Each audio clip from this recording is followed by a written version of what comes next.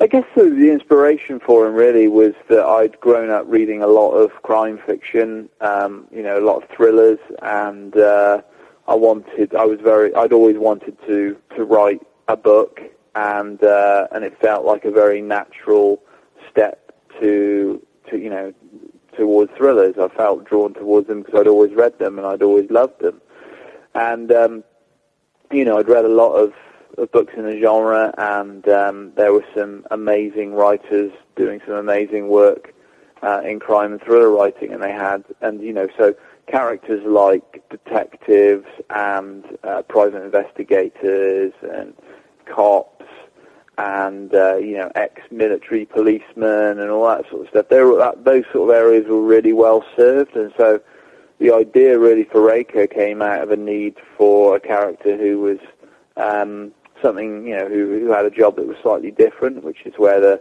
missing persons angle came in. He's a missing persons investigator. But also, with Raker himself, it was a deliberate and conscious effort to make him a more sort of touchable kind of guy. And what I mean by that is there's a lot of tough guys in crime fiction, guys who sort of brush off a lot of really, really major events like they don't really mean anything. And for me, I felt like I needed to ground him a bit and make him a bit more sympathetic and a bit more emotional. And hopefully, I've done that.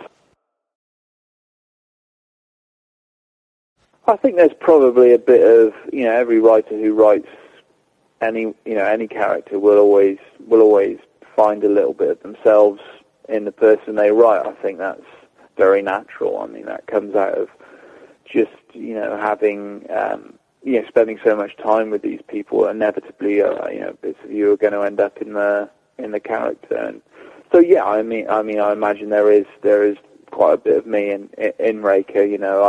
I think he's almost certainly a lot tougher and more ballsy than I am, and I think he's goes into situations that I might myself not particularly want to go into, but yeah, I think in the way he deals with people, I imagine there's probably similarities between the two of us.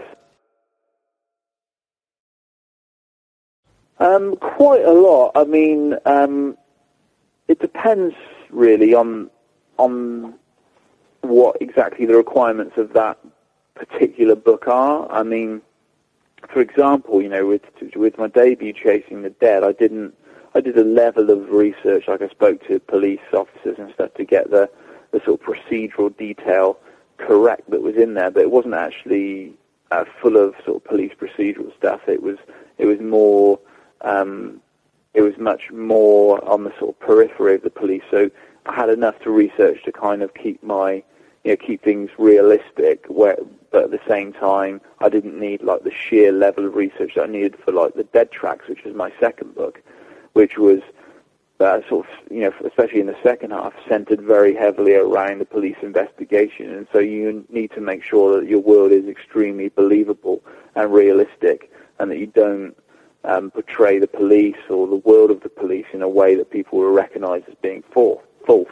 So for that, for the second book, I did an enormous amount of research. I spoke to a couple of policemen. I had hours of dictaphone conversations with them, which I had to transcribe. I spoke to a plastic surgeon because there's like a kind of an angle about that, concerning that sort of area in the book, to make sure I got that right. So for the Dead Tracks, I did actually an absolute ton of research. For Vanished, I did probably somewhere in between. I didn't do as much as the Dead Tracks, but only because, again, it was set on the sort of periphery of the police. So I didn't, the procedural stuff, I didn't feel like I had to go as in depth with.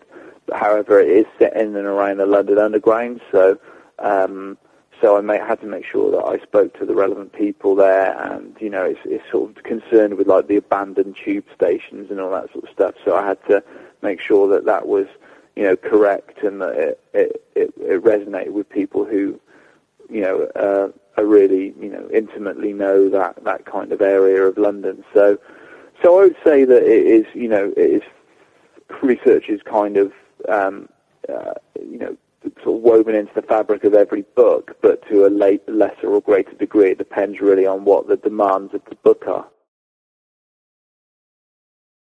Yeah, I did, but they, you know, since 7/7, they've really locked down. Because you used to be able to go into these abandoned tube stations, and you know they'd give you like guided tours of them. But since 7/7, they've really locked down the security on that sort of thing, so it's really hard to get down there and look around. However, you know, a lot of Vanish is also set in some of London's overground stations, which are like these amazing, dilapidated kind of sort of abandoned railway stations that are actually above ground, and so you can actually visit some of them even now, and they're just like being slowly kind of taken back by nature. So they were actually a lot easier to research. Whereas the sort of subterranean stations were more difficult, which is why I got in touch with a guy who'd worked on the tube all his life, and so I got some really good, had, you know, plenty of conversations with him, and he gave me some really good stuff, you know, that I ended up using in the book. I think probably least favourite is you always hit a stage at about 30,000. I mean, an average book length is probably 100 to 120,000 words, I guess. So you always hit a stage at about 30 to 40,000 words where you start doubting what you've written is any good. And if you chat to any writer, absolutely any writer, they will all say the same thing. And that's that you get to this point where you start doubting what you've written. You doubt whether it's any good. You doubt whether you're heading in the right direction. You doubt whether you've got it in you to finish another book.